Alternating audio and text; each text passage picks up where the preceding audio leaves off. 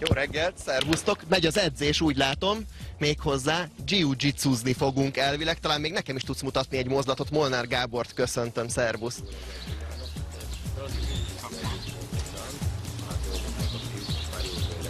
Na, de akkor mutass nekem, légy szíves, egy alapmozdulatot. Meg tudjuk tenni ezt gyorsan, még így mikrofon segítségével is? Na, nézzük! Akkor üss egyet oldalról.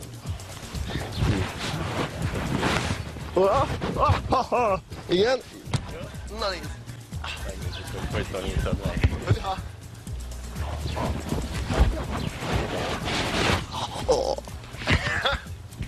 No, hát egy kis ízelítőt láthattunk, köszönjük szépen Molnár Gábortól. Említetted, hogy ugye ez a brazil ága ennek a bizonyos sportágnak, eznek mi köze van mondjuk a távol-keleti harcművészethez? Igen, hát nem is úgy, hogy a brazil ága, ez egy egészen külön irányzatként alakult ki, mint egy 100 éve. Mert azt mondják nekem, hogy nem jó a mikrofonod, úgyhogy én tartom, igen. Jó, tehát ez nem annyira egy ága a jiu-jitsunak, hanem egy külön irányzatként alakult ki a brazil jiu-jitsu, mint egy 100 éve. Tehát egy elég friss irányzatról beszélünk, ami innen indult világhódító útjára, és körülbelül egy olyan 925, tehát majdnem 100 éves múlttal azt lehet mondani, hogy most már milliók gyakorolják a Földön. Mióta létezik Magyarországon, vagy tulajdonképpen mondhatjuk azt, hogy esetleg te hoztad ezt be? Nem, Magyarországra Max Carvalho hozta el a Gracie Bahát, amiben én gyakorlok, de előtte már 1-2 évvel elindult egy próbálkozás, tehát olyan 10 éves múltra tekinthető. Itt Magyarországon nagyon új sport, de most már azt lehet mondani, hogy divat. Mondhatni azt, hogy önvédelmi sportról van szó?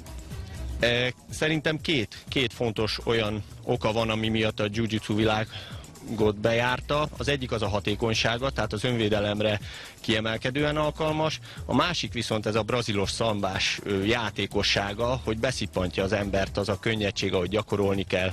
Nagyon játékos kis sport.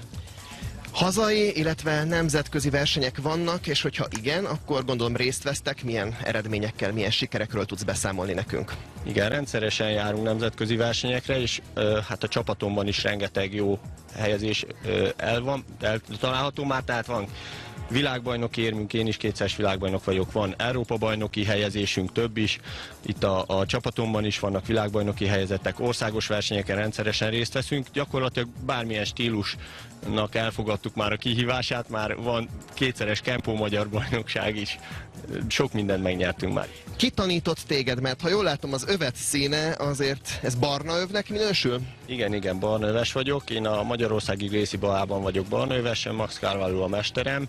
Ő az, aki 10 éve jött Magyarországra, én akkor elkezdtem nála ezt a brazil jiu-jitsut, és azóta töretlenül haladunk. Hát akkor nektek további szép sikereket kívánok, illetve hát akkor aki szeretné, az természetesen próbálja ki ezt a brazil jiu-jitsu ágát. Gáboréknál ugye lehet jelentkezni. Most pedig egy kicsit kitekintünk, pontosabban visszatekintünk a történelembe, hiszen ez történt ma, rovatunk következik.